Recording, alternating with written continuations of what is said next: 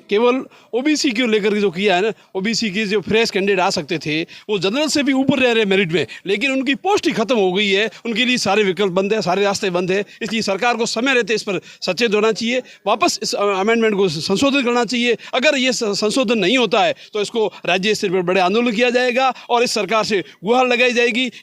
और जो अब अपना पटवारी भर्ती का रिजल्ट आया है उसमें 603 पोस्ट ओबीसी के लिए थी, उसमें से 518 सर एक्स सर्विसमैन को दे दी, कुछ दिव्यांग को दे दी, कुछ विधवा महिलाओं को दे दी। सर कुल मिलाकर हमारे को 83 पोस्ट है ओबीसी को मिलनी चाहिए 480 से 490 के बीच, परंतु हमारे को सिर्फ 83 पोस्ट मिली है। सर ये बहुत बड़ा मतलब धोखा हुआ है ओबीसी मेल अभ्यर्थियों के साथ। सर ओबीसी आरक्षण की विसंगतियों को लेकर लगातार पिछले कई महीनों से आंदोलन चल रहा है। आज एक बार फिर से युवा आए हैं।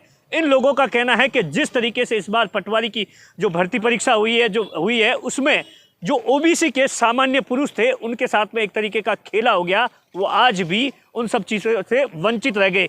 उसका एक ही कारण है सरकार का एक आदेश जिन्हें इन्हें बेरोजगार कर दिया। क्या कुछ इनकी मांग है और आज ये लोग आए हैं, इनसे बातचीत करते। क्या नाम है भैया आपका? सर मेरा नाम सुनील लाल है।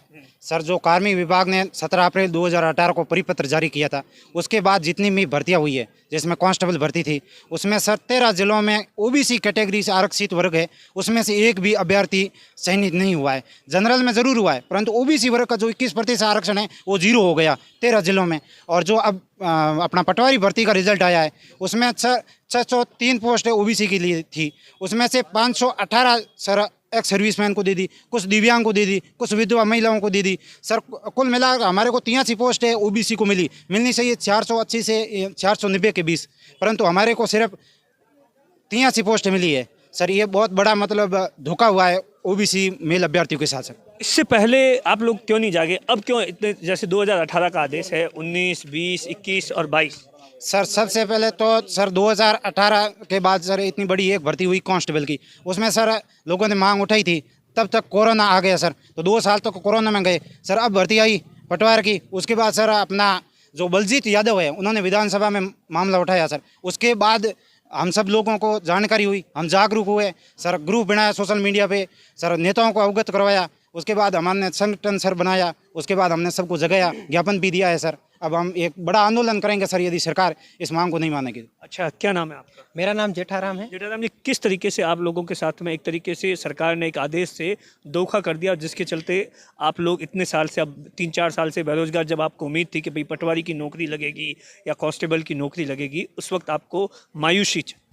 सरकार ने जो 17 अप्रैल 2018 के बाद जो परिपत्र निकाला है उसका नुकसान कांस्टेबल भर्ती 2018, उसके बाद कृषि पर्यवेक्षक, अभी जो हाल ही में पटवारी का रिजल्ट आया है इसमें अधिकतर जो पोस्ट हैं ओबीसी वर्ग की 80 से 90% जो पोस्ट हैं वो भूतपूर्व सैनिकों को दे दी जा रही है। इसका एक मुख्य कारण है जो 17 अप्रैल 2018 को एक परिपत्र सरकार ने जारी किया वो है, और उसके संबंध में आज कलेक्टर महोदय को मुख्यमंत्री के नाम ज्ञापन सौंपा है। और सरकार से इस आदेश से आप लोगों को कितना बड़ा झटका लगा जब आपने देखा कि रियल में जब भर्तियां जैसे 603 हुई उसमें से 480 की जगह मात्र 83 हो रही? कितना बड़ा इससे ओबीसी वर्ग का जो फ्रेश मेल अभ्यर्थी है वो बहुत आहत हुआ है, क्योंकि पढ़ने के बावजूद भर्ती परीक्षाओं में टॉपर आने के बावजूद उनका सिलेक्शन भर्ती परीक्षाओं में नहीं होता है। इसका जीता जागता उदाहरण योगेश यादव जो कोटा ग्रामीण से जो टॉपर थे उनका सिलेक्शन नहीं हो पाया। उसके बाद बाड़मेर के कई ऐसे अभ्यर्थी हैं हमारे साथ भी हैं, उनका भी सिलेक्शन नहीं हो पाया। तो ऐसा कोई अभ्यर्थी है जिसका सिलेक्शन नहीं हो पाया? ऐसा कोई है यहाँ पर? ऐसा कौन है कोई? अच्छा, चलो ठीक है। कमनाराम जी, किस तरीके से आप इन सब चीज़ों को लेकर लगातार डिमांड्स करते रहे हैं? आपने बच्चों के आंदोलन को लेकर, शिक्षकों का आंदोलन किया, क्या कुछ लगता है इस पूरे मामले को लेकर?